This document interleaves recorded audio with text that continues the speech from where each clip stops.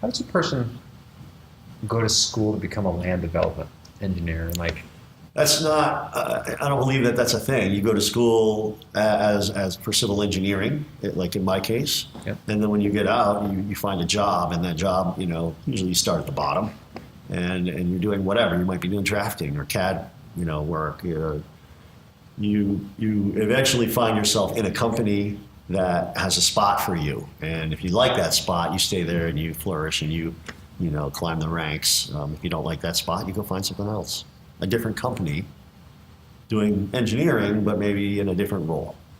gotcha. But I think of all civil engineers as we've all gone through the same program. We just chose different paths after that.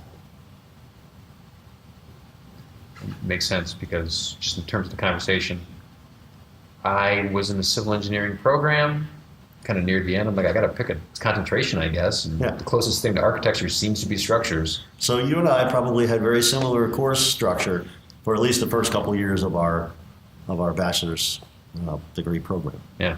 And then it just And pick a you path. wound up doing structural engineering, and I wound up doing land development.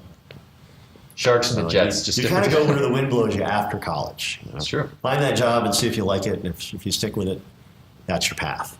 If you don't like it and you find another job, then you find a new path. Transportation engineers, for example. We have a transportation engineer here. That's all he does.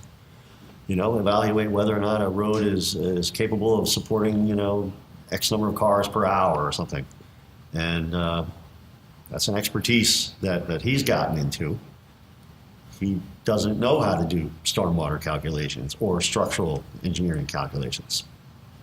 I don't know how to do transportation engineering.